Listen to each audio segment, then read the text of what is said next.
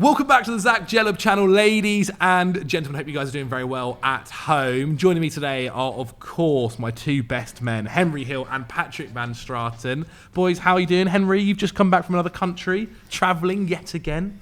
Yes, again. Yeah, well, I'm not going away for a long time after this. I saw Maribor play in Slovenia. Wow. They played NK Bravo in one of the more stranger games.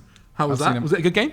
No, it was dreadful. It was not bad. 0-0. Although, I'll tell you who was on the bench for Maribor was Shea Ojo. Do you remember him? Yeah. From Liverpool youngster. He's there. Do not remember him at all. And actually, you'll appreciate this, Pat. Mm-hmm. Ilicic plays for Maribor now. Oh. And he's like 36, 37. Is he still sick? He was so good. Mm-hmm. He was like, he basically was allowed to do whatever he wanted.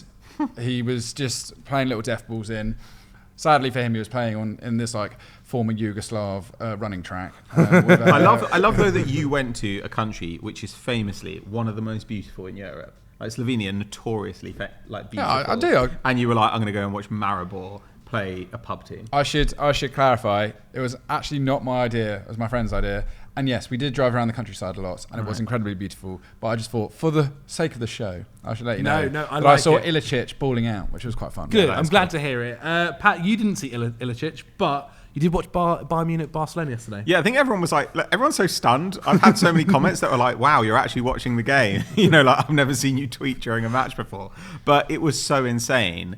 And also, my wife's away with the baby this week, so it's just me and the toddler. Toddler's asleep. And I was just like, I couldn't quite believe what I was witnessing. It was like watching Bundesliga football from the mid-2010s, but instead of being like Augsburg versus Leverkusen or whatever, it was like Bayern Munich and Barcelona level talent, but playing kind of under six football. It was really, really fun. I had a great time. It was a good game indeed. Maybe we'll talk about them soon. But as you can see by the title of this video, we're going to be going through every Premier League club. We're doing it again, guys. And we're going to be talking about one mistake each Premier League team is making. Now, for some of them, it's going to be a little bit difficult, but we've got some suggestions as well. I also asked you guys on Twitter to send me your suggestions too, so thank you for that. If you guys aren't following us, then make sure you are as well. Then go over there and search our handles. And also, I've done something that I think the people at home will be very happy about. It's not in alphabetical order. I've randomly generated the order of teams that we're speaking about. And we're starting with Arsenal, aren't we?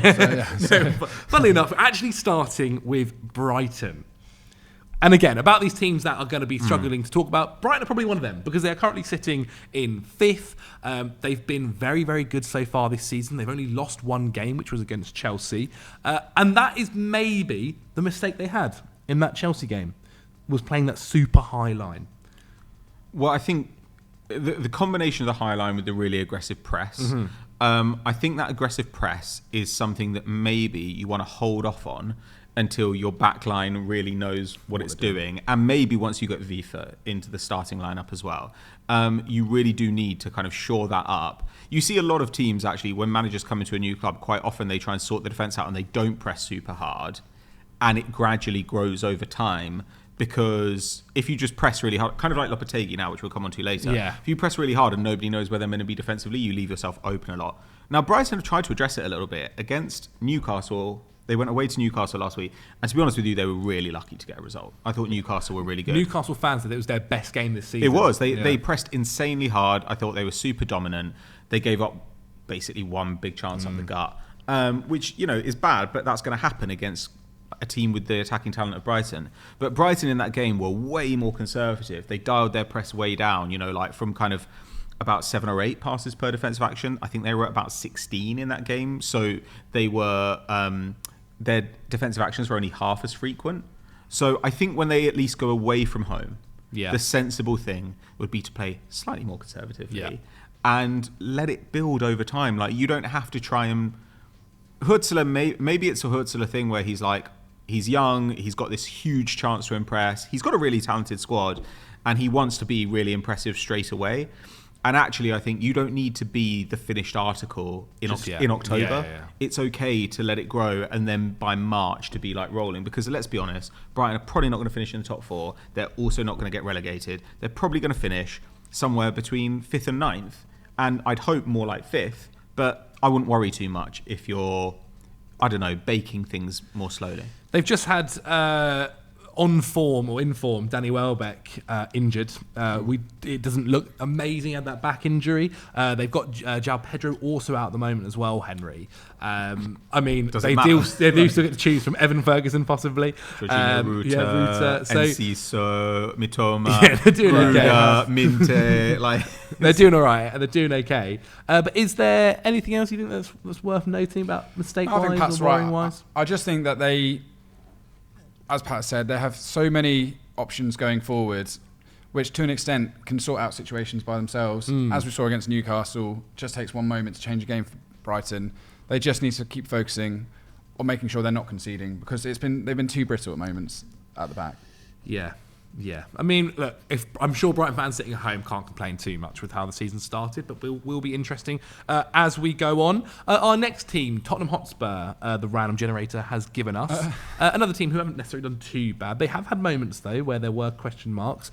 When speaking to a few different Spurs fans, and I find it a bit tough sometimes when people say the mistake is individual errors, because essentially you're just saying you've been super unlucky in those several moments. It feels like a cop-out, doesn't it? Where you're like, okay, what's the reason for it? And it's like, it's just individual errors. Exactly. Like, it does. Okay, I completely agree. We're never going to improve then. Completely agree. And so when we kind of looked a little bit more into it, when I looked into it a little bit more into it, I think one was that like Adoji's not been at it to this level he was last season. He started last year incredibly well. I think he's actually being asked to do a little bit more defensive work this year, and we're starting to see maybe that wasn't the A part of his game. Last season was all about going forward, and I think we did actually say sometimes defensively he could be a little bit suspect, and he's being asked to maybe do that a little bit more. I think the other thing is that like managers are starting to kind of know what Spurs want to do, right? They figured that out last season. We saw Spurs really struggle at times when people were knowing that Spurs want to play this super high line and be aggressive. And if you do have, like that is the thing as well though, if you play a really high line and then you do have an error where, say, I think back to the Newcastle game, Dragusin makes an error. When you have such a high line, it normally is going to result in a punishment. It could be a counter-attack. It could be a goal in most cases. And so I think that's where things sometimes haven't gone quite well for Spurs at times. I mean, at the moment they're on the rise, aren't they? They've kind of got over that like little rough patch. But anyone else that feels like any other Spurs issues at all? Yeah, I think there are a couple of things. Do you want to take this one then? It's interesting that this one has come after Brighton, because it is a semi-similar story. Really good going forwards. Timo Werner, if he could just find a finish, then I think that would add another outlet of goals, because Solanke hasn't necessarily hit the ground running in front of the net as much as we'd hoped. Obviously, it's great to see Brennan Johnson really come alive and quite, from what was a very low point, has risen up. I know it's like a broken record, but the lack of focus on set-piece defending is just mental to me. It's just mental to me. Like, it's just such an easy way to negate, just to shore up yourself at the back. Start by being strong. Start by doing the basics first. And that's what I get annoyed about with Spurs, is that they're still just not doing that from time to time. Like, when Arsenal had that corner against Spurs, which they scored from, you just knew it was coming. You just knew they could be dominated in the box. And the belligerence to be like, it will sort itself out, basically, eventually, is dumb. Like, defending set pieces isn't actually rocket science. You just need to I saw like James Collins saying a funny tweet, a funny story about him and Richard Dunn, and they were told by Martin O'Neill just to head. He was like, "How do you want us to defend these set pieces?" He was like, "Well, I bought you two big fuckers. I want you just to head the ball away whenever it comes in the box." I feel like that's more direction sometimes than any of the Spurs players have been given. I think they almost overcomplicated it to a point. So yeah, I think you know full well the guy you work with, Ted Knutson. Like his whole thing at Midtjylland was getting them to. Was it Midtjylland? Was getting them to like. Set pieces is where they find the extra margins. You can train a team. It's not like Arsenal have been great at set pieces. Is that because Arsenal play quite a tall lineup? Yeah. But is that because like Arsenal players are uniquely good at learning how set pieces work? No, it's because they work on set pieces. And Henry's completely right. I think something like 18% of set pieces against Arsenal generate a shot for the opposition. 36% of set pieces against Spurs generate a shot for the opposition. So 1 in 3 set pieces they gives up a shot. Wow. So that's such a massive difference. Over the course of the season, we're already seeing that there are some teams in the league, the best defensive teams from set piece in the league, have given up about 1 to 1.5 expected goals from set pieces after 8 games. the worst teams in the league have given up like 3.5, 4. So you're talking about a 2.5 goal difference after 8 games. Yeah, by the end of the season, that's like a 10 goal difference. That is absolutely the difference between Champions League football and Europa League football. And yeah, it does just seem like something they could work on.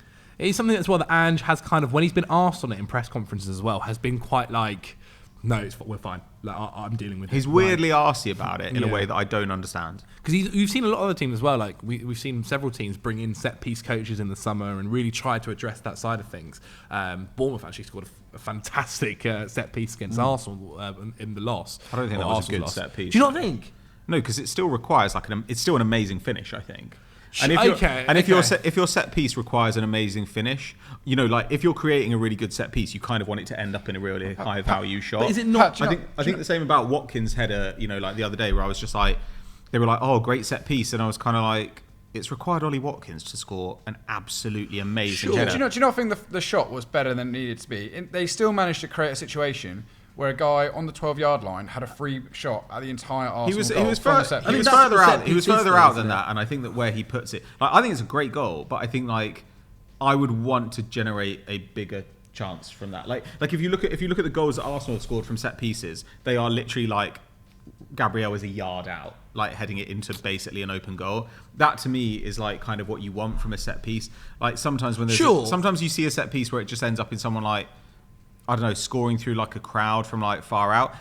Like it's good to get the guy free for the shot. That's good. But I think that it's not the best set piece design. You know, I think like Man United, for example, have slightly improved in this. And the way you've seen them improving is that you're seeing like De Ligt get free headers close to goal. That is good set piece design, I think. No, like, I also think with Bournemouth, like, they know, for instance, like, I don't think they can be doing that every week. Whereas I think with what you're saying is what Arsenal, what they're able to do is to recreate those set pieces. Yeah, but it should be harder to recreate that, right? Like you should be able to get a guy to have like quite a low value shot versus a guy like nodding it in on the goal line. That should be much harder. But part of Arsenal's, beauty to it is that they do just have such a physical big team, which also makes it super difficult. And also, I'd say it's just as much about delivery, right? Yeah. But anyway, like sure, like there's definitely been more of a focus in the league, and if you don't focus on it at all, then you're not standing still, you're falling behind. Yeah. And certainly, if clubs like Bournemouth can find a way to do it, then Spurs like basically have no excuse. Without a doubt. So there you go, Spurs fans. Guys, let us know what you think in the comments below, or if there's any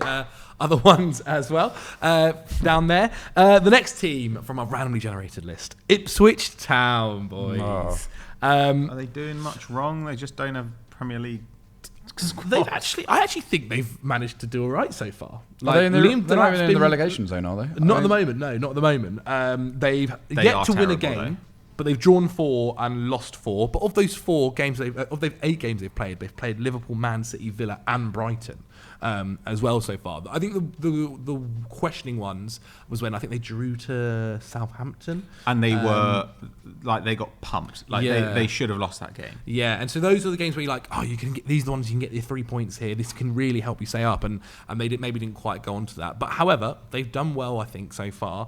A few, again, like a couple of fans were saying, again, like individual errors. But one thing they did mention is that they are, and I think this will maybe also be spoken about when we speak about Southampton.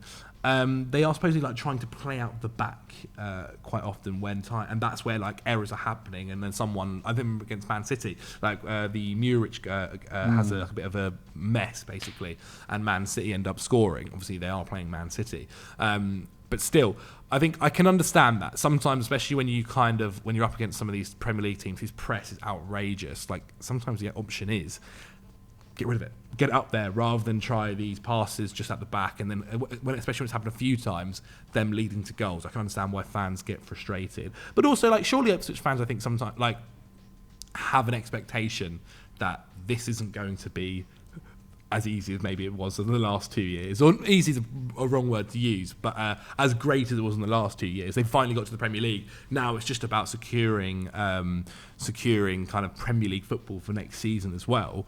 And I don't know, I think they've done an okay job so far, results-wise. There have definitely been moments in games where it could have gone a little better. Yeah, I mean, look, Liam Djellab's coming out with a lot of their goals at the moment. They need to find another way. Yeah, they need to find another outlet to get on the score sheet, because that's a problem. And some of his for them, goals as well have been like, considering I put him in my like worst signing of the window just because they spent so much money on him. He is scoring some beautiful individual goals as well. That one against, is it Fulham? Well, he picks it up from, or maybe, I don't know if it's Fulham, but he picks it up from like 45 yards out, drives through, hits one from outside of the box, goes top bins. Was a fantastic finish. But yeah, I think Ipswich, I think you're right there to say they can't just maybe rely on. Yeah, diversify their attack, but I think you're right, Zach. Like, at the end of the day, it feels harsh to not say more about the situation, but they are just a promoted side who sort of who are riding a wave. What are you expecting them to do against the big teams? So I think they just need to be have a bit more nous maybe in like these games against Southampton, get those points on the board and go from there really, because they can't be relying on turning up against the really big teams to get them out of holes. Are they almost like Luton-esque of last season? You know, where Luton came up and it was like, oh, look at Luton, like pat them on the back, good luck. Like, I hope, you know, your aim is to stay up, and just if you do that, that's a miracle. Is that the same level of it? I think Luton, they did spend a lot of money. Luton really leveraged Kenilworth Road. Yeah. Last season until the end, when it was, because Luton are actually in a really good position to stay up, and then they just had a horrible final third of the campaign. Do I get the sense that Portman Road is really helping Ipswich at the moment? It's hard to say, like, because that is where I think their season is going to be won and lost, is that home performance in front of a crowd enjoying Premier League football for the first time. I think Luton really did leverage the intensity of their ground last season. Maybe you could this is where you get pelters from fans, but you could maybe see a bit more in their home performances. Interesting. I also think as well, what's like one of the things that McKenna could do really well last season was he didn't just have the team playing like, oh, we're playing like short passes at the back, trying to do, you know, 15, 28 passes or whatever to lead to a goal. Sometimes he would literally go long ball and had a lot of success from that as well. That's what made them super interesting, that they could kind of score in any way. If you wanted to high press them, they'll go long. If you wanted to sit back, they can do the little passes and make a chance. So it's interesting if maybe like we see a little bit more of that. Our next team, again, kind of a hard one to do, but Aston Villa. What's the mistake they've made so far? I mean, they're flying in the Champions League. They're doing pretty well in the Premier League. They're not making a mistake. They're backing up a Champions League qualification campaign last year by topping the Champions League this year, and they're in fourth again. Like, I don't know. They do need to be more aggressive, I think. Do you think so? Yes. I think Emery always, his whole career, has had this instinct to be very conservative away from home. And I don't think that will be enough in the Premier League this season, because I think there are a lot of teams who are kind of around Villa's level. Okay. Villa might be the best of them, maybe they're not. But if you go away and kind of accept that you're going to like draw a lot, and the way they're playing, I think that probably will happen. Especially when you've got the Champions League as well. I think that you will find yourself in some trouble, because like Spurs are probably going to batter the majority of smaller teams in the league. So, and Chelsea, I think, are probably better than Villa. So now you're kind of on the knife edge of Champions League football. You have got to go away to like at least half the league and be like, we are going to dominate this game. We're going to try and win it. I thought they were really, really lucky to win against Fulham. I thought Fulham were pretty comprehensively the better side. I thought Villa kind of got lucky because obviously they scored. The first goal is a massive deflection. The second goal is an insane header from Watkins. The third goal is an own goal. Like, there was just like loads of stuff that went their way in that game. And that's not a knock on them. Like, that's fine. And I still think they're really good. But I think there are going to be games where Emery's going to take them away from home and set up conservatively, and they will draw or maybe like get a 1-goal loss. And actually those are games that Villa are good enough now to just like dominate. I was kind of thinking the same line, especially where in terms of they have kind of relied a little bit on the magic, essentially, of, say, a John Duran screamer, or bringing him on. And, like, if you look at John Duran's XG compared to his actual goals, it's ridiculous. Yeah. And then even with Watkins sometimes, like, I thought it was interesting. If you think back to the Arsenal game, you almost saw a Watkins who was kind of going through his pre-season then. And now he's kind of fit and firing again, which is great to see.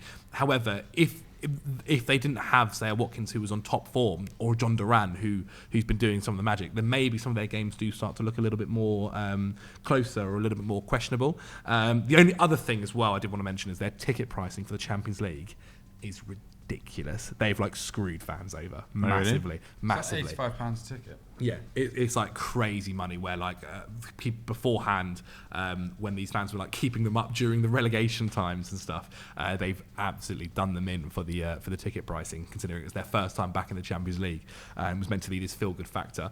That's the other little comment. But again, let us know in the comments below, Aston Villa fans, if you guys agree. And again, like I think it's worth stressing, we're not saying you're bad or like you're awful or that this is quite the opposite. We're saying you're good enough to play more aggressively. Exactly. I think it's very much for teams that are playing really well, it's interesting to maybe have a little debate about if there is anything they can possibly improve on. Again, another one. Seems like we're getting a lot of good teams out of the way first. Nottingham Forest.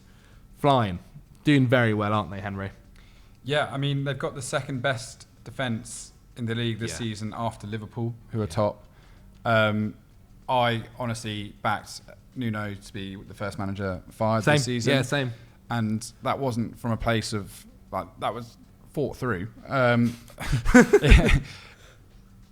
It's really hard, like, to know how to criticise Forest at the moment. The only thing is they don't really score many goals. Like, that's their mistake. I don't know, Pat, you'll probably know the numbers better than me.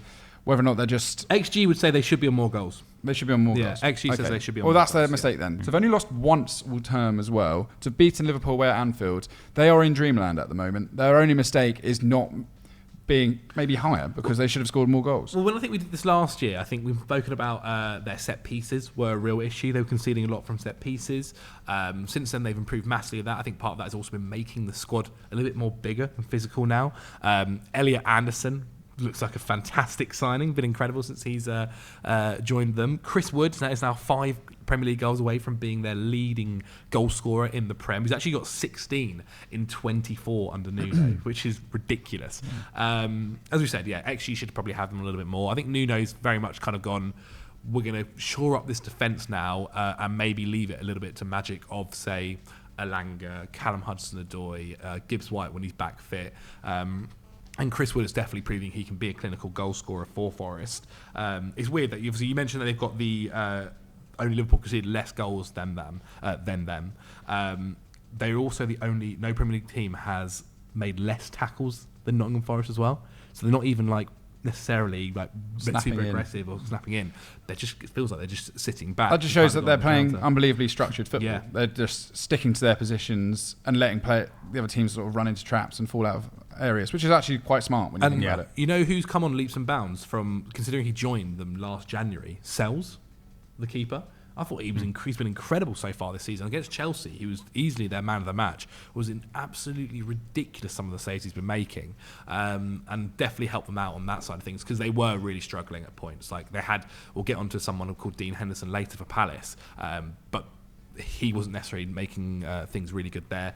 They went through a couple of goalkeepers. They signed like 4 or 5 in just one season, and they've managed to make it stick with Sells. But again, look, they are flying. Very hard to criticise someone. I should add, by the way, Chris Wood has got 5 goals this season, so I'm not going to criticise him. No, exactly. But that's what's mad. They should have more. Like supposedly should have more, which shows that actually maybe they're not doing too bad. Manchester United, then, fellas, who, having come back from the international break with his job still intact, Erik ten Hag led them to a victory over Brentford. A team who also have not been doing terribly this season. However, when I spoke to Mr. Joe Tomlinson, he said their biggest mistake so far is not taking their chances. They are like underperforming massively on expected goals. They should supposedly have more goals than they do. That, though, I would also say is what you're going to have with an attack that is quite young too. Like they've got an attack that is still gelling together in, say, the likes of Xerxes, who's only been here for a couple of months. Højlund only just coming back from injury. Bruno's actually not scored a goal yet so far this season. Actually, would suggest that he has 2. But do we think that's the biggest issue with Man U, Pat? No. Like, I mean, the thing is here, like, what's their biggest mistake? Okay, that has stopped them performing at the level or getting the points at the level of their performance, right? But the level of their performance has still been very, very bad for Manchester United. Like, they're still just like a mid-table side. Yeah. So that is their biggest problem, I guess. But if they were where they deserve to be, based on, the XG they've created, I don't think United fans would be happy. They'd still be crap. They'd still be mid-table. I don't know. Like, if you're happy with that, then fine. But obviously they shouldn't have kept Ten Hag in the summer. They shouldn't have even considered giving him a longer contract. That's ridiculous. But right now, like, they just have absolutely no structure. They just have like no out of possession structure. Everybody's noticed it, but you can run through Manchester United. It's happened constantly. It happened against Twente. It happened against Spurs. I think they got lucky against Brentford. That Brentford played really, really passively. Though, they put up a lot of shots. They didn't concede a lot of shots. So I could give them credit for that. It was their best performance of the season. But I don't know. It just feels like still nobody really knows where they need to be in the middle of the park. Like, they have strikers who don't take shots, which is like not ideal either. But like, you've just got to kind of ride it now with United. You've got to ride out this season, give all these young players a ton of minutes, that's fine, and then in the summer, sack Erik ten Hag and get a good manager in. And I think that could potentially improve things. But like, yes, they deserve to be slightly higher than they are, but slightly higher is like 10th. They also like, Actually, I don't even know where they are. Where are they? They are 12th. 12. That's what I figured. So they deserve to be slightly better off. But like, if United fans think they're getting desperately unlucky, and otherwise they'd be in the hunt for like European football, they're deluding themselves. No, I don't disagree, to be honest. I think it's funny with football fans, sometimes quite fickle. We are quite fickle.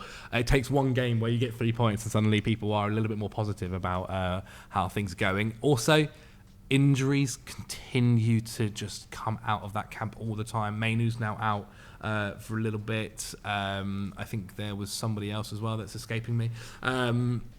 And they just continue to, like, the midfield can't get better if they don't have a consistent midfield, which doesn't happen either. Defence, we're starting to see a little bit more consistency with them, with De Ligt also kind of coming through as well, becoming a little bit more stable at the back. But yeah, I think injuries for them as well is still huge. Like, they just can never put the same 11 out any time due to that injuries, or even have their best players out on the pitch just due to injuries. And I don't know, sometimes I think if that happens for several seasons under the same manager, I do wonder if you've got to kind of have a look at what he's doing in training possibly, which is not helping. Okay, Henry, anything else to quickly add about Man United? No, happy. Wolverhampton Wanderers fans, you'll be happy because you're up next and you're not going to be last. And there are a few we can talk about here, guys. Yeah. You mentioned set pieces. They've conceded the most in the league, 10 from set pieces so far. They're just rubbish at everything. Defence, I actually don't think they're terrible going forward. Okay. I think Strad Larsen has been an incredible loan move to get in. I don't know if that ends up being a permanent one or whatever. That he's been good going forward. We've mentioned Cunha before. He's one of their better assets going forward. But defensively, they are a mess, man. Like, even Jose, I know Jose Sarr was fantastic against Man City. Their goalkeepers, so Sam Johnson and Jose Sarr this season already have essentially let in 5 goals that the average keeper wouldn't have let in. This is the level we're looking at with Wolves at the moment. That's quite bad. It is quite bad. I think also that's kind of pushed up by the fact they conceded 5 against Chelsea as well, which Jose Sarr was in goal for. But still, like, they're not great in goal. They lost their best centre-back in the summer and didn't really replace him. I know they've had... I'm trying to think who the injury there was to. But it doesn't matter. Like, it's just not great. And even when, like, one of the things that doesn't really help is when you're playing Ait Nouri at left-back, who I think is fantastic. I genuinely think he's a really good footballer, but he's not a good defender. I think, and that's saying it lightly. And he's sometimes costing you quite a bit, just allowing wingers to go through on that side. Defensively, they're a mess. They're an absolute mess. Henners? Yeah, I mean, they are... The biggest mistake, as you said, was not fixing the sort of centre-back position. Yeah. I mean, don't get me wrong, I like Craig Dawson, but he hasn't got any better in the last few years. He's now sort of... He had that 1 year at, was it West Brom? Yeah, he was unreal. From like half a season at West Ham, right? Yeah, sorry, maybe it was that one. What he is good at is being that big guy in the box. How many goals have we seen him score in the opposition box, arriving in from corners? He has, like, if he can't be doing that at the back to help defend for this team, then there must be something, like, a deeper problem in terms of just sort of the defence of Wolves. I think, to concede 23 goals already this term after 8 games is pretty wild. So yeah, I mean, I think we've said it before. I don't know if it's a case of just sacrificing an attacking player and putting more bodies in front of that back line. I don't know if it's really hard. Like, you can't ask Lemina to do all the work in the midfield there. He's good, but he needs more support. So, as you said, they've got some attacking talent going forward. Maybe they need to just put more faith in that and figure out a way.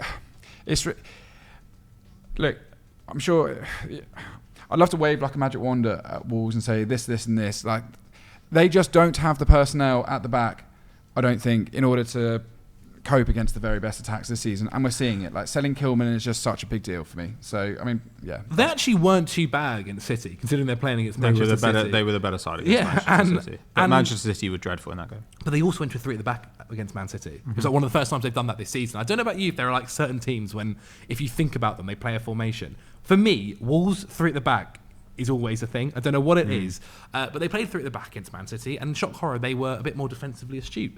They were better. They conceded in the last minute to a set piece, which again, there's already been controversies about it. I don't think that was offside or anything like that. But I think that shows you them. I think that should show them that, God, they were much better defensively, and they still scored on the counter. Like, they've got a good amount of players. They're playing Aït-Nouri as a wing back, gets the best out of him. Semedo can go as a wing back on the right. You're playing Cunha and Shred Larson up top. Like, you can counter really effectively here, but it shores you up in defence so much better. I think like that is the thing they've got to continue going with forward. I don't know if there's anything you'd like to add, Pat, at all. No. But I think that's how Wolves can fix their mistakes, guys. 3 at the back. You've already proven it. Brentford next. And how are we feeling about Brentford so far this season, Pat? Because they actually have started pretty well. They start games pretty well, scoring consistently in the first minute, but they are conceding the most shots in the Premier League with 19 a game. Yeah, I mean, I basically think that when they have Norgard, they're fine, and when they don't, they're terrible. Like, at the same time, they gave up like 24 shots to Manchester United, and that game, to me, they were just like far too passive. Like, matches like that, I know that you're playing Manchester United, but they are not like Alex Ferguson, Manchester United. They're another mid-table team. You can beat them. You should play against them like you can beat them, because I think if you go out at them, you can probably press them to death. Like, they're not very good. I don't know. I think Brentford for quite a long time have gradually been letting talent dwindle in parts of their squad, or failing to address some fairly significant needs.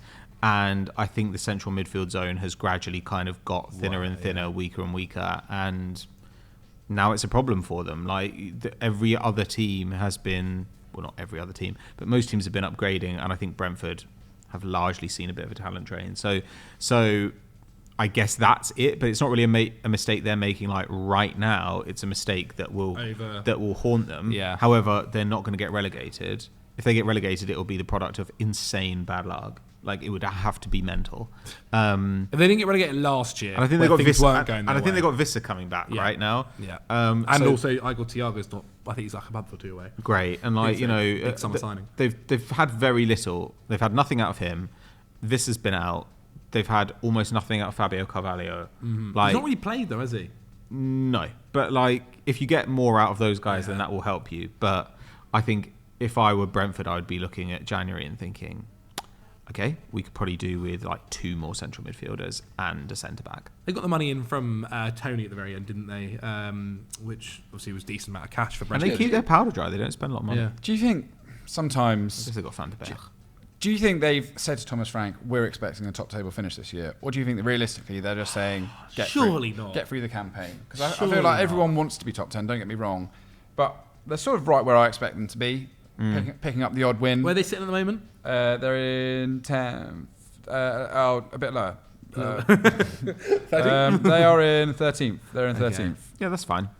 But I think they could aim for 10th. That's more than they were last season. Yeah, I think that's the thing with Brentford. Yeah, but they were unlucky last season. What I will say is, like, Brian and Burma has been brilliant. Like, stepping up in the absence of Tony. I really enjoyed these sort of early start flourishes that they've, and like even Damsgaard has produced a couple of good games. Damsgaard's been really good this season. So there are some tools there, as Pat says. They just need to patch up the midfield and defence in January, and they've got the money to do it. They've yet to keep a clean sheet so far this season. I think they've conceded more than two or more goals in 5 of their 8 Premier League games. And that's with Flecken playing even better than last year. So exactly. So we'll see what happens. Maybe defensively and midfield is where we need to shore up a little bit for Brentford. They are also as well. Is it Van Berg, the boy from Liverpool? Van den Berg. He wasn't great against United. He's a kid though. He is. That's what I mean. They pay too much for him, but he's a kid. Like, it's fine. That's what I mean. That you are going to have someone who at times is learning on the job and might make mistakes, which will cost the goals as well. But that is Brentford. Arsenal. So when I put this one out there, most Arsenal fans came back with the reply, red cards. We keep getting red cards. And I know a lot of Arsenal fans are actually saying that half of them weren't their fault. But ultimately, that's the issue. And what do you think about I've seen some pundits say when Arsenal get red cards, they don't go for the game. They complained when they played Man City that they didn't go for the game. They sat back, and then obviously it happened against Bournemouth. Do you think Arsenal then sat back in that game, or were they a little bit more aggressive? No, they were really aggressive in that game. Like, Arsenal ended that game with like a PPDA of 8, which is like very aggressive. Mm-hmm. Trying to do that with 10 men is quite punchy. But I think Arteta thought in that match, well, let's keep going and see if we could create some chances. And there was the Marino half chance, then there was the Martinelli big chance. And I think he was like, if we can snatch one of these goals, then we can sit back. So I think Arsenal played that game significantly differently to the way they played against... And actually, they played the Brighton game differently to the way they played against Man City. Mm-hmm. And actually, Man City is the one that they should have won. You know, like they were pretty unlucky not to win the Man City game. They were so gassed at the end that they couldn't get out to close down a short corner. Like, that sucks. But let's be honest, Man City were crap in that game, and Arsenal kind of played it pretty much perfectly, having gone down a man. They've gone down a man a lot. When they've gone down a man, it hasn't been for 5 minutes, 15 minutes. It's been for early in the game. It's been for this last game. It was for 60 minutes, and the 2 other games for 45 minutes. I think all the red cards have been like slightly on the edge, like at least slightly on the edge. So I'm not really sure like what you can change about that. Like, I think they've been quite rough red cards, but like I think the Saliba one you can complain the least. But even then, I guess, you know, people point to like the Tosin thing or whatever. But it's just like a centre back pulling down an attacker in that situation can't be surprised to get red carded. Even if the circumstances, you know, with like a VAR review are a bit weird. And I don't think Saliba was that surprised. Like, when you look at his replay after, like, it didn't seem like he was shocked. No. I think he kind of knew it was coming. I think he was just like, I think he pulled him down without knowing who was covering. And if somebody had been covering and he'd got away with it, and he'd have been fine. But I think it was just like, well, that's the cost of doing business. And like, obviously he should let Evan Nelson go through it. He'd probably miss anyway. But like, that's just a rough beat. I think you've just got to look at that Bournemouth game and you're like, you got a red card after 30 minutes. Like, at the end of the game, I saw things where it was just like, Arsenal have been desperately poor today. And I was just like, been down to 10 men for like an hour. Like, sometimes shit just happens. As for the other 2 red cards, I was like, these are kind of bullshit. But Arsenal are yet to drop points 11 versus 11 this season. Like...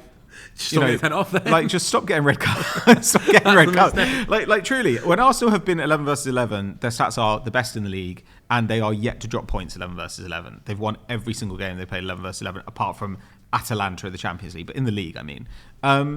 So stop getting red cards. There is the thing, I mean, the problem now is I think they may well drop points 11 versus 11 against Liverpool this weekend, because they've also had quite bad injuries. So they didn't have Marino for a long time. Calafiori looks like he's going to be out. Odegaard. Saka might still be out. Odegaard's been out for ages.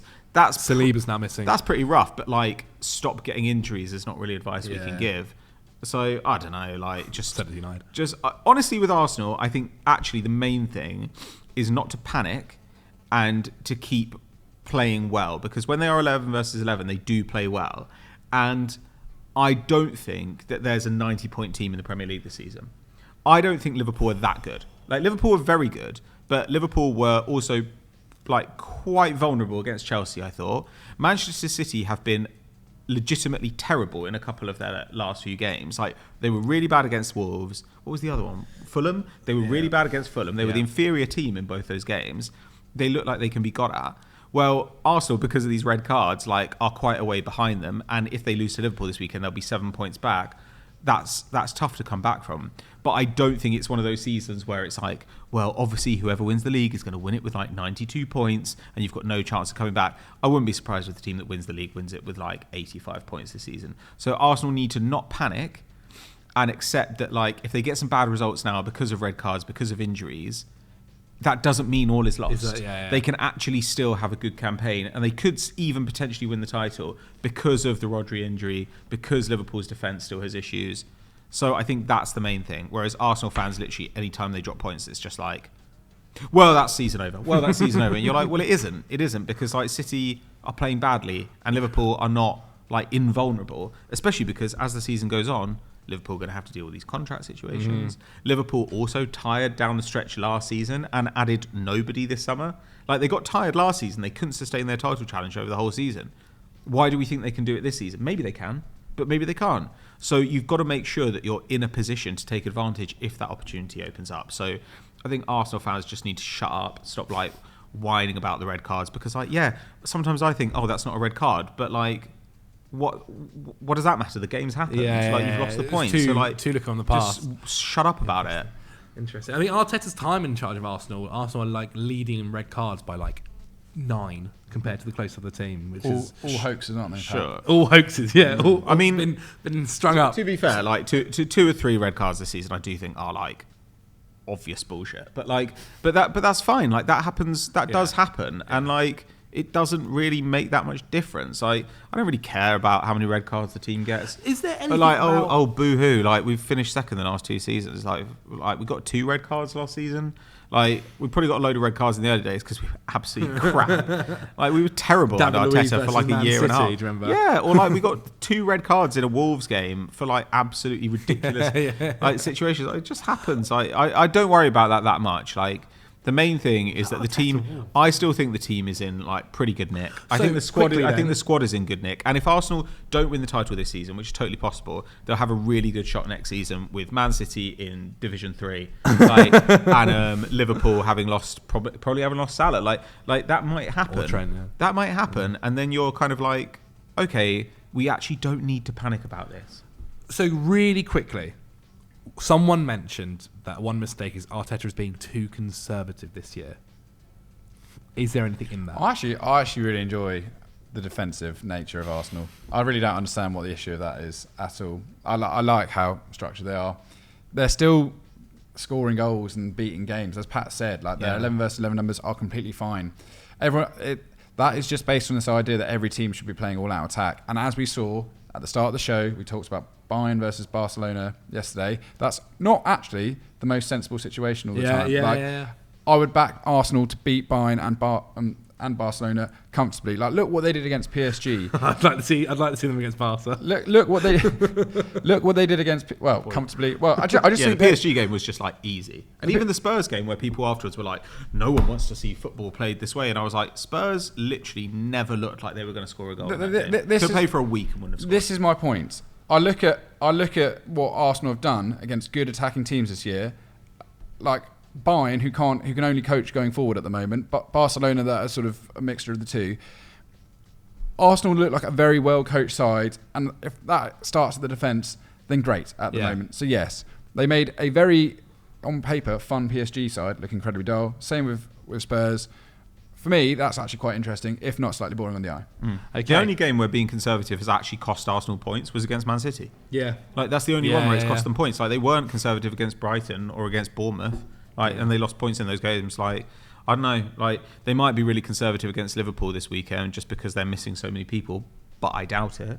I don't know. Arsenal have just got to try and beat Liverpool, and if they lose to Liverpool, like, the narratives after they lose. But if they do lose to Liverpool, with Saliba out, with Calafiori out, with Odegaard out, possibly with Saka out, then you're just kind of like, well, you have to, like, that's how it goes. Like, I think those 3 teams at the top of the league are very evenly matched this season, and I just think Arsenal fans just need to like fucking pipe down a bit, just calm down. The team has been slowly getting better, and it's deeper. The squad is deeper this season than it was last season. It's better this season than it was last season. They can all whine about a striker, and they can whine about like having Saka back up and all this kind of stuff, and like, yeah, sure, but like, if they hadn't had a couple of red cards this season, they'd probably be at least level with Liverpool. Like, I think they probably would have won the Brighton game. Maybe they'd have won the Bournemouth game. So no more red cards, Arteta. There you have it. Newcastle United. Defensively, actually not too bad this year. Cannot score a goal very often. Harvey Barnes on 3, Gordon on 2, Isak on 1.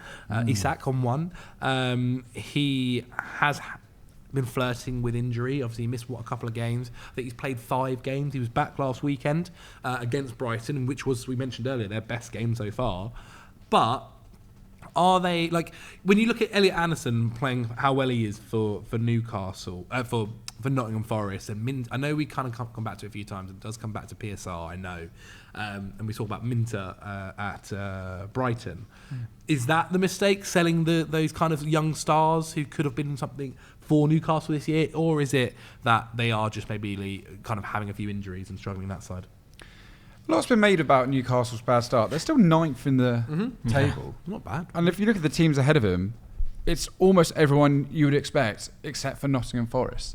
They are doing okay. They've still only lost twice this season as well. I think people have made a lot of song and dance about the problems of Newcastle. And yes, if players like Isak aren't scoring at the moment, we know what he can do. We know that what could explode out of him. If this is where they are when we're thinking that Newcastle have had a bad start, then I'm quite optimistic that they can turn this around and do good things. Like, I do think like the Harvey Barnes goals, he often scores like screamers. He's not a tapping kind of guy. Screamers. Yeah, they're maybe a bit lucky. But in all honesty, I'm not too concerned about Newcastle whatsoever. Like I said, just 2 defeats this season. They just need to, I don't know. Is not taking your chances a mistake? Is that they do need to press more aggressively, I think. Like, they did that against Brighton. I thought they were really good. But they were good against Brighton. I thought they were good against Man City. We've got them this weekend. They need Isak to be fit. Like, Isak against Brighton, he had 7 shots and created another 2 chances, which is like that's crazy. Like, if you have him playing like that, you'll be fine. I mean, the main problem is that he's got recurrent injury problems. But like, they just need to play the aggressive press that they were playing when they were at their best. And I think they'll kind of be okay. Like, I think Newcastle. But what is okay? Where's that finish?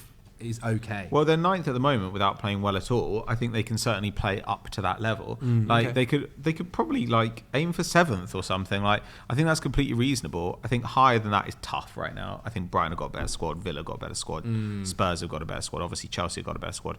I think that those teams will be hard to compete with, but you can try to compete with them. Play your own game, and then at least it's easier. You'll know what you need to recruit next summer that way. Yeah. No, I think that's a fair way to put it. And also, like, I don't know, I still think there's a few... I genuinely think like it could be a completely different side. Imagine they had Minter there on that right wing all the time now and consistently. Like, we speak for years now about that right wing issue and not kind of like getting someone in or playing someone there who's maybe of the level of the other forwards.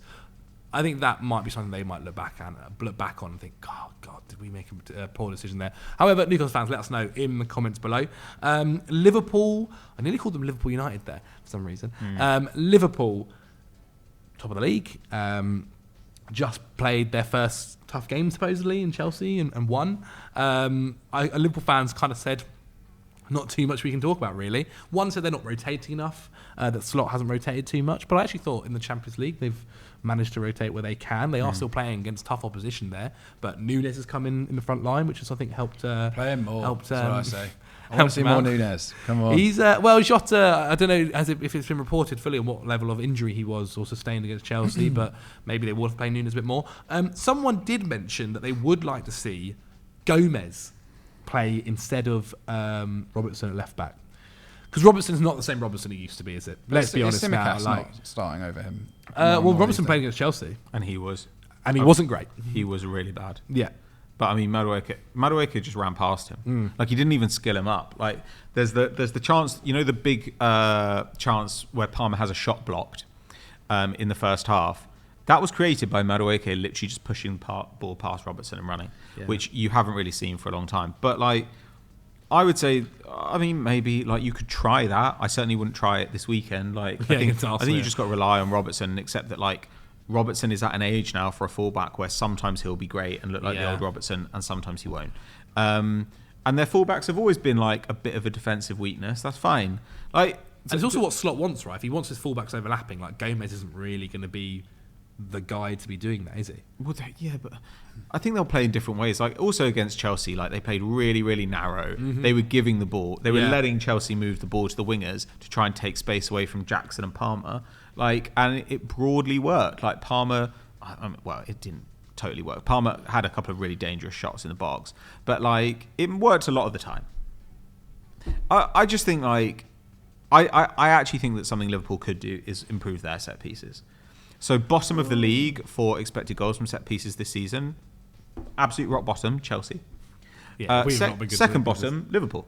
And you look at Liverpool, and there's kind of no reason for it to be that way. They've got incredible delivery in that team, and they've got some big guys in there as well. Not least Virgil van Dijk, who was a massive weapon for them at times under Klopp. Like this is an area where they can just extract a few extra goals. Like there's no reason Liverpool can't be.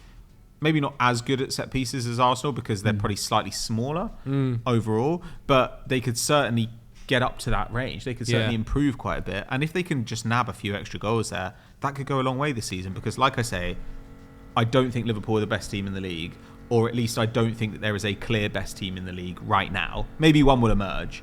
But if you're leaving goals on the table, I don't know why you would do that. Like Liverpool could just pull away. They've got an opportunity to pull away, so... That's maybe something they could look into. Very interesting. Very, very interesting. Well, from one Liverpool side to another, Everton is our next one. And you know what, boys? We look like we know what we're talking about. Because at the start of the season, we backed Sean Dyche. 4 games in, was not looking very good. 4 games later, they're on top of the world. Nice. Defensively, a lot stronger. Still scoring goals, which was always their issue last season. They haven't lost a game in the last 4. As I said, we said give them time. They're an elite unit, Zach. Yeah. They beat Bayern Munich. They beat Barca. They did indeed. McNeil's got 7 goals and assists in 8 games. He's been unbelievable. Ndiaye looks amazing as well, but McNeil's genuinely been ridiculous. Everton conceded 13 goals in their first 4 games last season, more than this season, more than any other team. In the last 4 games, they've only conceded 2. No team has conceded fewer. I mean, what were their fixtures though? Sure. They've played some relegation Ipswich, candidates. Newcastle, Palace, and Leicester. Yeah, I mean that Newcastle. Newcastle didn't who play we've just said can't really score. Yeah, true. That's a pretty cakey lineup. Yeah, who are the next 4? Honestly, do you want to hit? They've got a good run of games. They've got Fulham, Southampton, West Ham, Brentford, United, and Wolves. There's a ton of winnable games in there. Yeah, at least 3 of those are totally like they should win. It then gets a bit harder, but I mean, exactly. They could be riding into December. 6 is good, man. They could be on like 20 points. Yeah. But that's where we kind of thought like Everton could end up going for. Like I don't know right now about what mistake I'm making right now. I still think it's weird that he's not bringing O'Brien into the side. Like that's a bit mad. I know Branthwaite he's finally brought back in after the injury issues. He played on the weekend. But now I don't know if there is really a mistake we can highlight. Do what you want, now. Sean. Just do what you want. It's fine. I have no issues with Everton. Yeah. I've backed Sean Dyche. I've backed the squad. It's good to see. They're so much better than the actual relegation candidates. Yeah. Like the difference between if we think Everton are like slightly vulnerable, you then compare them to Wolves or Ipswich or Leicester, who are honestly might be the worst team in the league. You keep saying this, Pat, and yet Leicester keep getting points. Keep getting points. You have heard of like luck. You do know that. I don't care. Like they are winning. Like, there are 4 teams that still haven't won a game 9 this year. points. They don't keep winning. Like they've won a bit. Relative to the other shitters down at the bottom. Yeah, but that doesn't change the fact that they're dreadful. Like I mean, it's fine. They'll probably stay up now. But like, yeah, and if they stay up, then they're not the most dreadful team that you keep making them out to be. Yeah, they could be. I feel like I'm watching a different Leicester than the one that you're watching. I mean, they are like definitely are. What's funny about Leicester is I think like Leicester on the Cooper, they're going to stay up now. They know what they are. In terms of like, they know that like what we need to do is exploit like Vatawu being our best like player, like pray that Vardy can still use his like Premier League experience. Buonanotte, to be good. So he's let Buonanotte shoot wingers. from wherever he wants. Yeah, literally. And like, to a good. degree, it's working for them at times, which is mad. Look, hold on Leicester. Well, no, we might as well just do it. Like, go on then. Leicester are like desperately Everton, poor. You got no issues. Leicester mate, are like worry. desperately poor in defence, but like they've now got enough points that it just doesn't matter. Like they're like 8 points ahead of these other teams. They're like 8 points ahead of Southampton. Wolves are god awful, and Ipswich are crap. Like so, honestly, that's probably enough. Like all those other teams are like Southampton are embarrassingly bad. Wolves are embarrassingly bad. Ipswich are dog shit. But like they're about as dog shit as Leicester. But Leicester have way more points. So that's all you need to do. You just need to get those points. Like I think Leicester are kind of fine.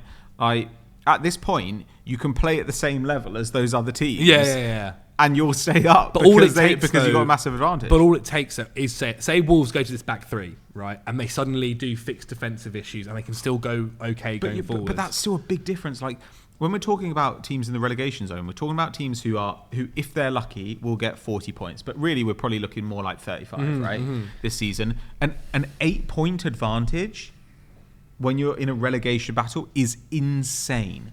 Like honestly, if you put Pep in charge of Wolves, he might not be able to make up an 8-point difference. Like you've basically got to play way better and get a bit luckier. That's such a massive margin. 8 points is such a massive margin at the bottom of the league. It's like a quarter of the points that they'll probably need to stay up. So I don't know. That probably is enough. Like they've just got to. All they've got to do is match the performance level of those teams around them, and hope none of them get hot, and they probably won't. Like that, honestly, it's so hard to level this at them. Their biggest mistake is not getting another centre back of any sort. If they've got about Coley, Fass. Right. Fass is such an own goal machine. Like, did you see the one he almost scored at the weekend? Yeah. Like, I was just like, what is it with this guy? I feel like he's the only centre back I've ever seen score 2 own goals in the same game, but he just loves to shoot at his He's own so goal. aggressive, but he's so aggressive in the way like he's about clearing the like Jamie Carragher said it. I honestly think he's so bad. Jamie Carragher said it about own goals. He's so bad. I thought he'd gotten better. He's gotten better. Like, they bought him in and they got relegated. No one's saying he shouldn't. He's not allowed to be a professional footballer. But like every time I watch him, I'm like, and he was doing it like my God, he's just like if David Luiz is Sideshow Bob, then he is Sideshow Bob specifically in the scene where he's stepping on the rakes. Like, that is what he is. He's being asked to do different stuff. Like he's gone from a team where like you are now dominating the ball and you are passing everything. That's what your job is. To now you're not going to have the ball and you're going to have to defend for your life. Which is a very different ask for him. I will say, like Leicester, other than the Arsenal game where Arsenal had about 55 shots, they haven't been. Every time they've lost by a single goal. Like they've not been blown away. They've not been battered by anyone this season. They've got Forest, Ipswich, United, Chelsea and Brentford the next few games, then West Ham.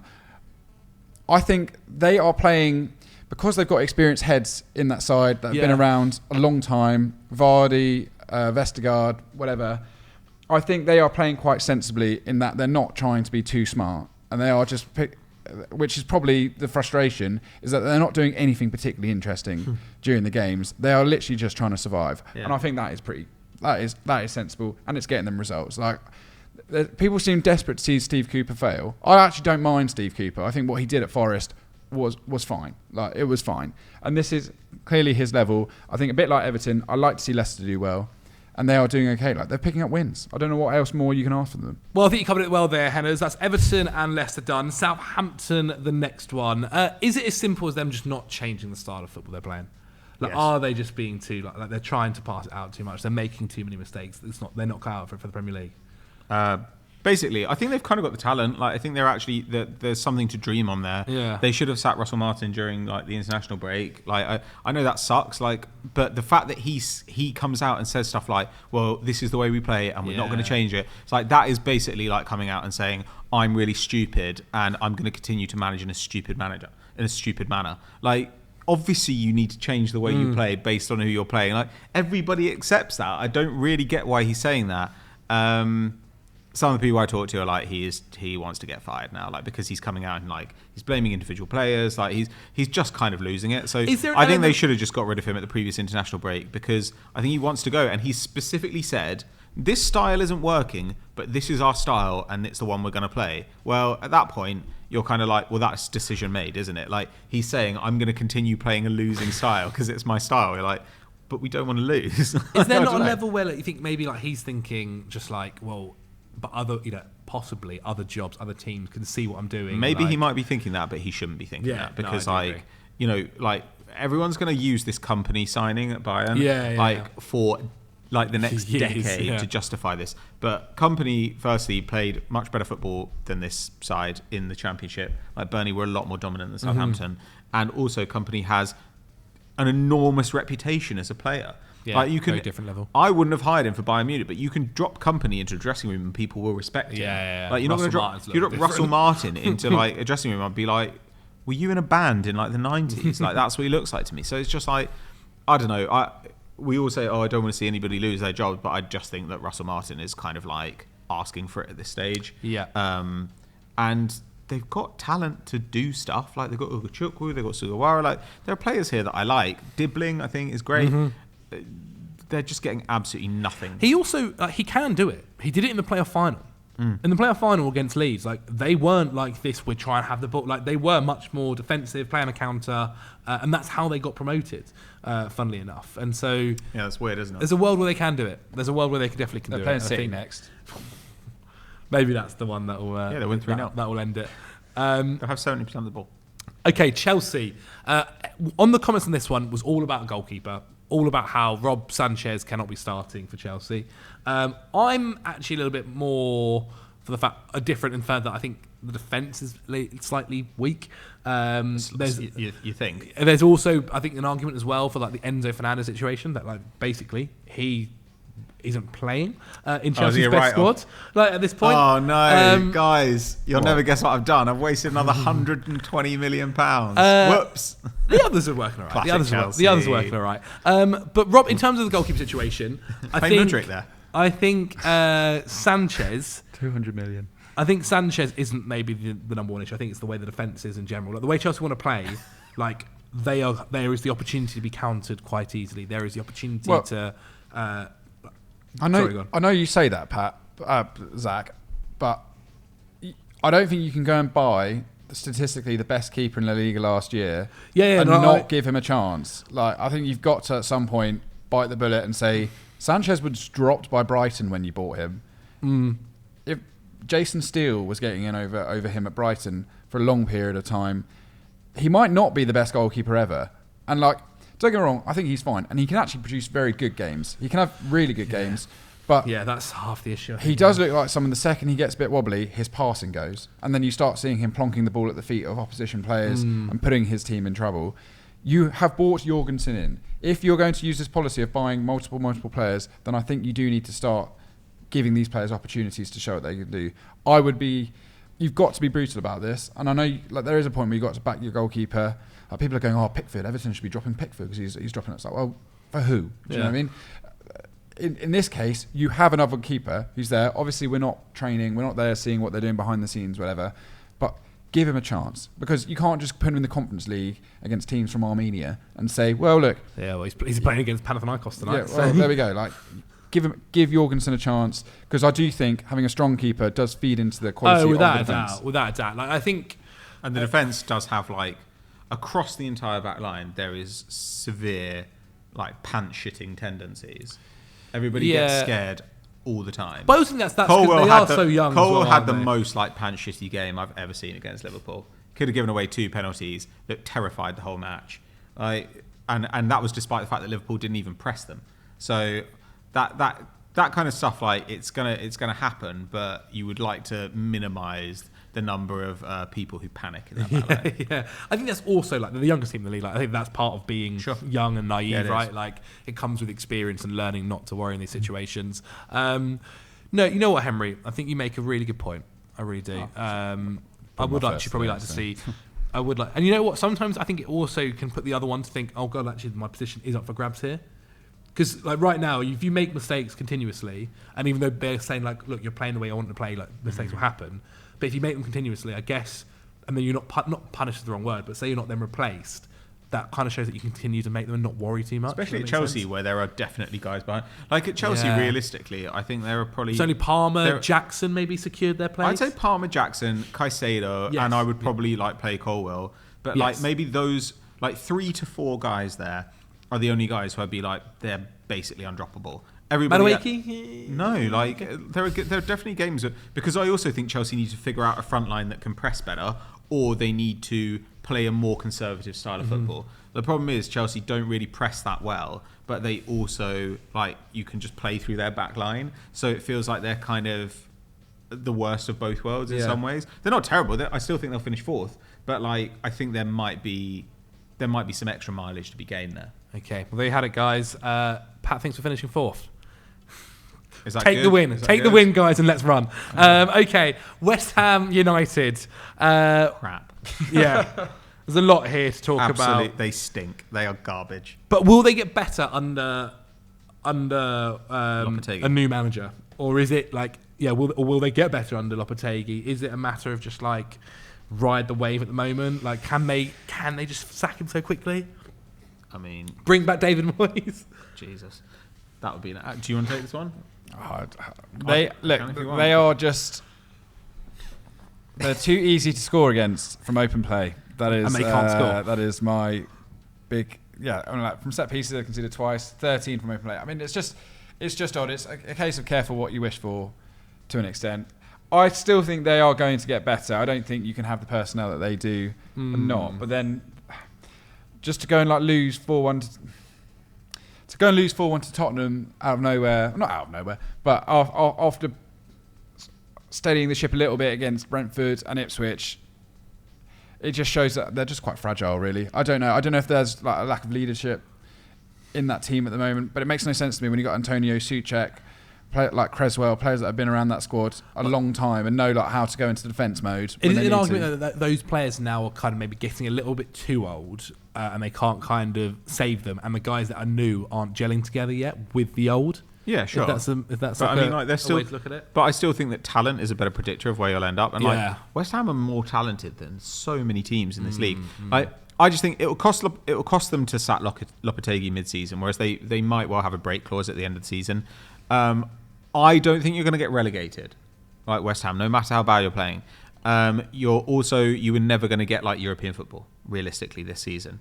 So you might as well persist with Lopetegui unless you slip into the relegation zone in March or something. You might as well persist with Lopetegui, give him a chance to try and actually improve this team. And if he doesn't, sack him at the end of the season and get somebody else in. They're averaging 15 shots a game. There's lots of... Sure, but I mean, there are quite a lot of score effects. Yeah. They've been behind a lot. all the time. But they just... They've got lots of talent there. I think it's quite an attractive job to other managers, but I don't think you need to hit the panic button just yet. I think Lopetegui's doing a really, really bad job, but I don't think that means he's going to do a bad job forever. Yeah. And there's no point sacking him, bringing somebody else in, giving them half a season. At a certain point, you've got to stick with one of these guys. Areola in goal has been poor as well, Been very, very poor. Sure. Okay, then, let's just blast through the next few. Palace. Palace is an interesting one. We've spoken about them a few times, actually, over the last couple of weeks, haven't we? And they've not necessarily gotten better. Previously, we'd mentioned that, I guess, their squad isn't consistent. It was interesting that after the game against Nottingham Forest, Glasner finally came out and said that moving away from a back three might be the best idea for them because it's not working out at the moment, which is funny. They've got a bit unlucky though, because I think if you look at expected goals, I think they've got 9-4 and 12 against, and then actual goals, I think they've scored 5 and conceded 11. So actually they've conceded fewer goals than they should have really, but they've scored half the number that they should have. So if those start going in, they'll be in a much better position. But I think they've just got to gel. I think with them, they've just got to stay the course. They've got a good coach. They've actually got a decent squad. Let those guys gel. They'll be okay. You're not going to get relegated this season. The bad teams this season are so bad that it is almost impossible for you to get relegated because they are so shit that you could roll out 9 men and beat Ipswich. There's a lot of blame on Henderson as well, apparently so far. Well, he still has. They've still conceded fewer goals than they should have. So I mean, you always be able to point to this stuff. But when we're saying their biggest problem Yeah. If you're telling me as a Palace fan that you swap out Henderson for like and you start winning. a league average goalkeeper and suddenly everything would be great, you're deluding yourself. That's not going to happen. Yeah. Yeah, I think you're quite right. Like, I would be interested if they go to a 4 at the back and then suddenly, like for instance, midfield. Sometimes I think it's a little, because if they took Trevor Chalobah and put him at DM and kind of punchy, shored up that midfield a bit more, I do find that a little bit interesting. And also, Wharton's injuries are still not amazing. Leicester done. Man City definitely not very good at the moment. Not. They're not as good as normal. They're not as good as normal. They're not as good as normal, that's for sure. A lot of Man City fans, I asked Kieran just for a little bit of input from him. He went, whatever is making us so unbelievably vulnerable on the counter, so easy to score against. Is that just not having Rodri? Is that not having a shored up a midfield, basically? Or is it due to a few other issues? What do you think, Hannes? It is interesting. Even Sparta Prague yesterday were able to hit them on the counter. I don't think you just have Rodri in there and it's fine. I don't think it's a case that helps, but yeah, it certainly does help. Well, then I guess the basic mistake is not having a good plan B, because they have to factor in the idea in every other position they have multiple choices. Why is it up front? Except up front. Why is it a CDM? But even though the difference is, I think, when Haaland doesn't play, they can still sort of score goals by using their plethora of attacking talent. Whereas it always seems that Rodri drops out and there's a mild panic like that. Always, I see statistically they play Kovacic there at CDM, but really we've been celebrating him this season because he's been scoring goals for them. He's been going forward and smashing them in. So yeah, that is their mistake, is neglecting within what is normally a very good transfer policy a few very significant weak spots, because as we know, the striker and the CDM the CDM is very in vogue right now in terms of where you can add like great value to your team, which is even like Liverpool going up and picking Endo up for 17 million last year. That's why it's like a smart signing. He's not going to start, but at least if you're missing someone, you have someone that can go in there, really experienced head. I wonder why City haven't tried to emulate that in a certain fashion. So maybe that's it. Like they are more vulnerable, but I don't mind it. Like I want to see a more competitive top title charge. So fine. It's tricky. Like I don't feel like their defense is really quick, like really quick all the time. So if teams can get in behind them, then there's opportunities there. Interesting. Our last two. Firstly, Fulham. Oh, I can't believe it. So far down. Finally got there. But you have a good season. You are having a good season. I'll say this now. 7 out of the 8 games this season, we've outscored the other team for XG, which I know doesn't mean anything really. So it shows, including Ed City. So it's a mistake not getting a striker. Raul Jimenez has been outrageous. He actually has. True. We've gone from him saying he's not. He's just a worthless. Yeah, he's suddenly skeleton on the bench. In fairness, I mean, like at 33, for him to suddenly become good after about 5 years of being crap, like ever since that head injury at Wolves, right? But Wolves fans, he was dreadful, and he's been unbelievable this season. Not just as a goal scorer, but like but Fulham fans are still saying like they're not taking chances. We're not taking chances. Well, they're not. That is it. Like, they lost to Villa when they could have won like 3-1. Everyone's like, Adama Traore, he looks unbelievable. He's got a goal and 2 assists. Those numbers should be way higher. I mean, against City, Christ, honestly, what was going on? The one-on-ones are like painful to watch. Yeah, it's mental, and so I don't know. I mean, what can you really do? We've got a squad of about 20 players, of which some of them don't even play. We've got a tiny squad. Yeah, and hoping that like Traore and Jimenez can maintain this high level of form they're in is a tall order. Yeah. I still think. So I think we just need to be. I think most Fulham fans are pretty content right now. Of the position that we're in the league. We're not easy to beat whatsoever. I genuinely thought we would pick up a point against Villa. We've got Everton, Brentford, Palace, Wolves, and then Spurs in our next 5 games. They could legit win. Really you could win like 4 of those games. Yeah. It's just about keeping the good players fit and in the right place, because defence, I think we're fine, personnel-wise.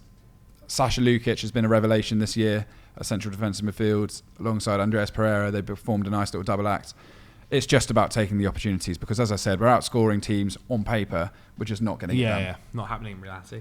Okay, our final team then. The mistake that for Anderson Bournemouth. red card was also bullshit. I don't think I've seen that. I don't think I've seen it.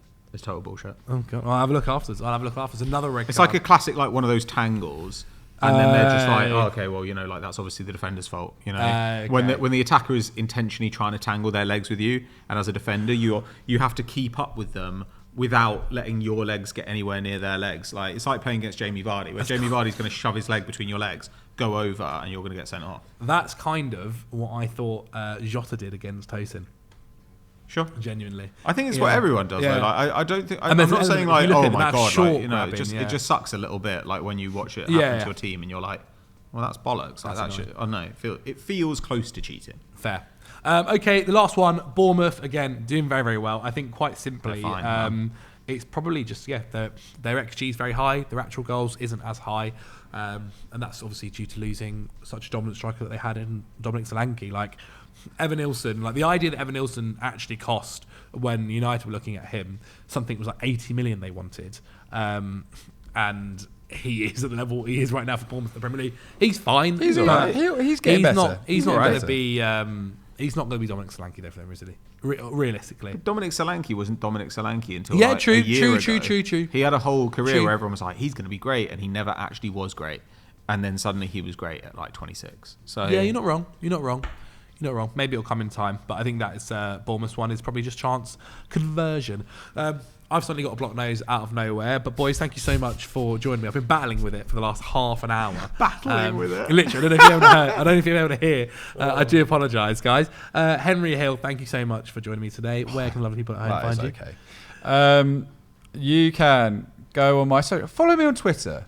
Or, please just follow me on Twitter. Obviously, I'm at Football Joe. But if you don't follow me on Twitter, please do, because it turns out having a high number of followers helps you in life. So and I know lots of you know who I am. None of you follow me. What does that say? Henry Hill's also on holiday next week. So not holiday, working abroad. So he won't be here next week. Patrick Van Straten, you will be though. Yeah. Where can they see more of you? Oh, like follow me on Instagram. Like, why not? Like, I don't know, man. Like, I have a podcast called Unseen Incidents with Patrick and Pete. Check that out. Please subscribe. We need more subscribers. We've got mouths to feed, guys. So please subscribe to that, and you get like football episodes where we answer your questions and talk about other dumb stuff. Amazing. Guys, thank you so much for watching. Leave a comment below what the mistake your club is making so far this season. Doesn't have to be just the Prem. Let us know. Championship, La Liga, all of that good stuff. Subscribe, like the video, and I'll see you next week. Bye.